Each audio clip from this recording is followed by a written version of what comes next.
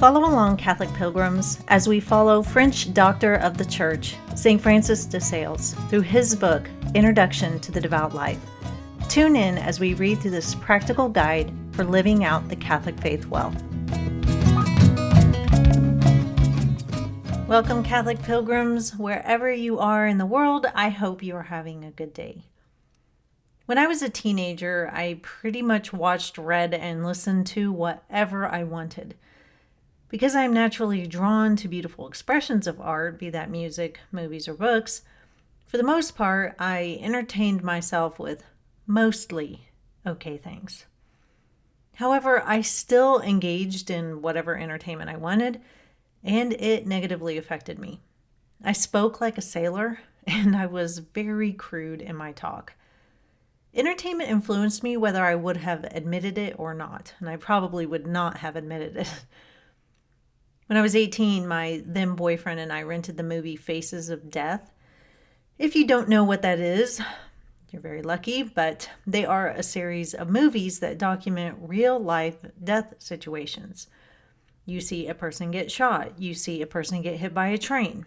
It's truly a horrific thing to have out there, and it sickens me that I ever watched it.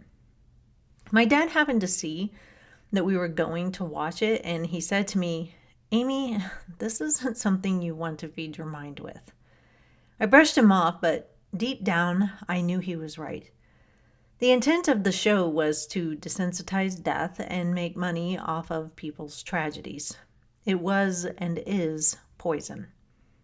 St. Francis is going to talk to us today about modesty in conversation and making our lives reverent. So let's open our books to chapter 27 of the third part. Chapter 27, Modesty in Conversation and Becoming Reverence. St. James says, "If any man offend not in word, the same is a perfect man. He is able also with a bridle to lead about the whole body.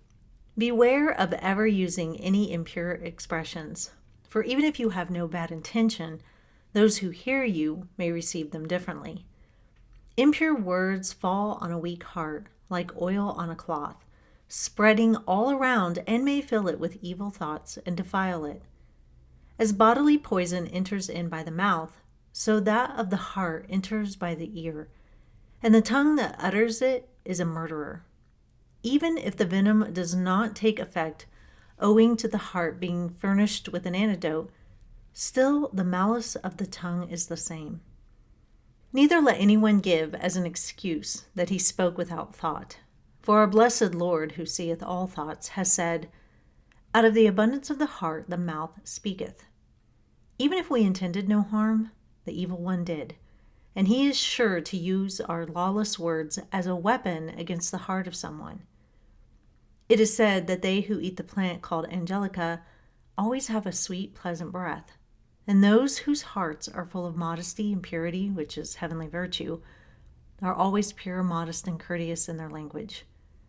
As to unholy, indecent things, the apostle will not so much as have them named among us, telling us that evil communications corrupt good manners. If unholy words are used secretly and with deliberate intention, they are infinitely more poisonous. For just as in proportion to its sharpness and point, a dart enters easily into the body, so the more pointed a bad word, the further it penetrates the heart. Those who fancy that it is clever to introduce such things in society do not know its aim, which should be like that of a hive of bees, gathered together to make honey that is pleasant and virtuous intercourse, and not like a nest of wasps, which will feed upon anything, however unclean. If any foolish person speaks to you in unbecoming language, show that your ears are offended, either by turning away from him or by whatever means may be most discreet at the time. A spirit of mockery is one of the worst imperfections of the mind and displeases God greatly, so that he has often punished it most severely. Nothing is more hurtful to charity and still more to devotion than contempt and derision of our neighbor, and such is inevitably found in mockery. For this reason, it has been said that mockery is the greatest insult a man can offer his neighbor, inasmuch as in other offenses he does not altogether cease to respect the person whom he offends, but in this he despises and contempts him.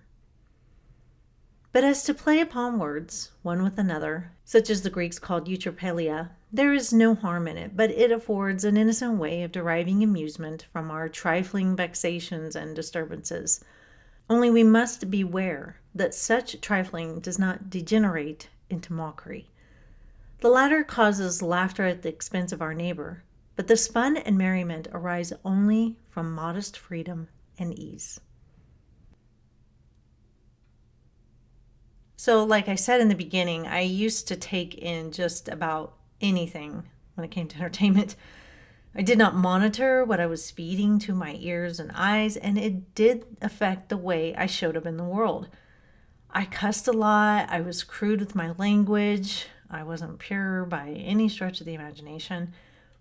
What is so sad is that through all of this, even though I wasn't going to church or working on my relationship with God, I still labeled myself a Christian. So people looking at me saw how I spoke and acted and then heard me say that I was a Christian. Needless to say, I was a pitiful example. St. Francis says, quote, "Beware of ever using any impure expressions, for even if you have no bad intention, those who hear you may receive them differently," unquote.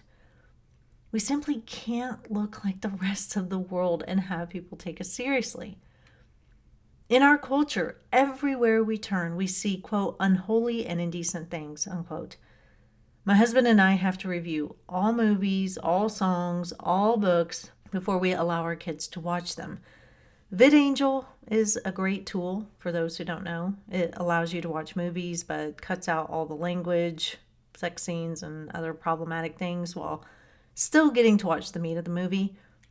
My husband and I recognized that when we were teens and going into our 20s, being able to just consume anything in the entertainment industry really did negatively impact our lives.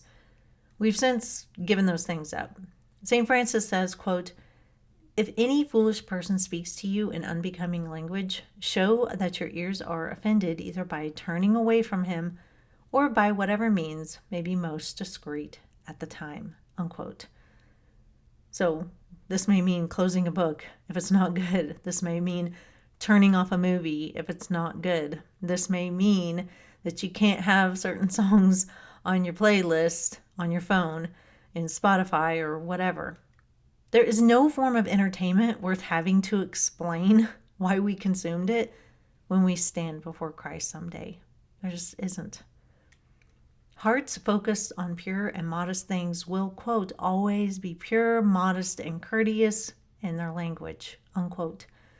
And that is the example we want to give to the world, not because it makes us look good, but because it honors God. So that is all for today, Catholic Pilgrims. Next time we hear about rash judgment, oh boy. And until then, live the faith boldly and travel well.